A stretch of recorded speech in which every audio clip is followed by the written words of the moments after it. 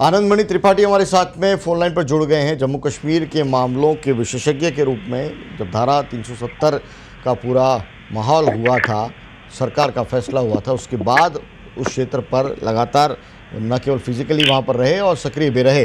आनंदमणि त्रिपाठी, आपसे समझना चाहते हैं ये पूरा जो मसला है उसको किस नज़र से देखें, और आज की जो बैठक है, हालांकि इसका अभी औपचारिक रूप से ऐलान नहीं होगा कि क्या इस बैठक का नतीजा रहा है, लेकिन जिस रूप में, जिस जेस्चर के साथ में, जिस मूड के साथ में भारत ने ये बैठक की है, क्या आपको इसके अंदर उसका आउटकम आता नजर आ रहा है? देखिए, चीन की दृष्टि से हमें देखना होगा, क्योंकि चीन की जिस तरह से चालें रही हैं पूर्वोत्तर की और जिस तरह से चीजें आई हैं सामने, तो अगर हम चीन सोचें कि चीन बौखला रहा है, चीन घबरा रहा है, तो ऐसा कतई नहीं। चीन अपनी चाल चल रहा है और पूरी तरह से दुनिया से बेपरवाह होकर, क्योंकि वो जानता है कि उस पर कोई संकट आने नहीं जा रहा है। अमेरिका कमजोर हो चुका है, जिसकी स्थिति हम देख ही रहे हैं। नेपाल, हमारे पड़ोसी की बात करते हैं, नेपाल पाकिस्तान को तो उसने अपनी तरफ खींच लिया है। पाकिस्तान तो ये समझिए कि उसके इशारे पर जो कहता है वो करता है, यानी उसने एलओसी और एलएसी को मिला लिया है। जहां उसका इंटरेस्ट एरिया है पाकिस्तान में, वहां जैसे ही हमने इफेक्ट किया तो उसका परिणाम अब आप देख रहे हैं कि 10वीं बैठक इस तरह से, और जो पहली बार है इस कमांडर लेवल पर, जो वेस्टर्न थिएटर की बैठक है, वेस्टर्न थिएटर का कमांडर का, चीन का कमांडर जो है वो बैठक करता है और ऐसे मसले पर बातचीत करता है, ये पहली बार हो रहा है। तो आप मामले की गंभीरता का अंदाजा आप लगा सकते हैं किस स्तर तक ऊपर जा चुका है।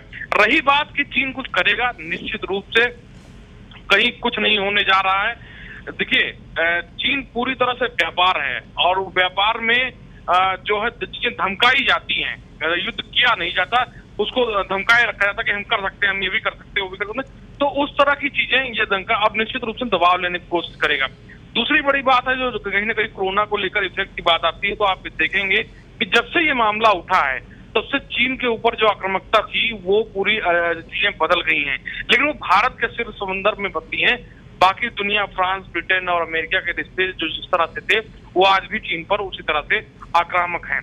तो कहीं ना कहीं अगर चीन की बात करें तो चीन की, अगर हम पुरानी रणनीति को देखें कि हम 2050 तक दुनिया के नंबर 1 देश होंगे, दुनिया को हम कंट्रोल करेंगे, तो वो उसी रणनीति पर आज भी चल रहा है। और फिलहाल अमेरिका की जो स्थिति दिखाई दे रही है, जो वर्चस्व पिछले दिनों हमें देखने को मिलता था, पिछले वर्षों में देखने को मिलता था, वो गिरता हुआ, ढहता हुआ नजर आ रहा है। और अगर ये किला ढहा तो निश्चित रूप से चीन बहुत मजबूत होगा। और भारत के लिए अगर बात करें तो स्थितियां निश्चित रूप से गंभीर हैं। फिलहाल इस 5.5 घंटे में लद्दाख में जो वार्ता हुई है वो बहुत बाहर नहीं आई है। क्या वार्ता हुई है, अभी जनरल मुकुंद नरवणे को ब्रीफ किया गया है और उसके बाद चीजें निकल के आएंगी। वेस्टर्न थिएटर कमांड जो है, आप ये समझ लीजिए करीब 350 किलोमीटर के आस 350 किलोमीटर नहीं, सॉरी 3,500 किलोमीटर के आसपास पूरा बॉर्डर देखता है। और हम अगर चीन से फाइट की बात करें तो 1962 में जहां हम पीछे हटे थे, ये गड़बड़ हुई थी, वहीं हमने सिक्किम में उनको पीछे धकेला था, उन्हें याद दिला दिया था कि हम बदल चुके हैं। तो निश्चित रूप से अभी स्थितियां बदली हैं। हम 2 जगह उनसे फाइट कर रहे हैं, लद्दाख में, गलवान वैली में और पेंगोंग में। पेंगोंग के पास हमें फिंगर्स के पास प्रॉब्लम है और गलवान वैली जो हमारी लेडी रोड है उस पर प्रॉब्लम है। तो ये जो दो है, इस पर चीजें चल रही हैं।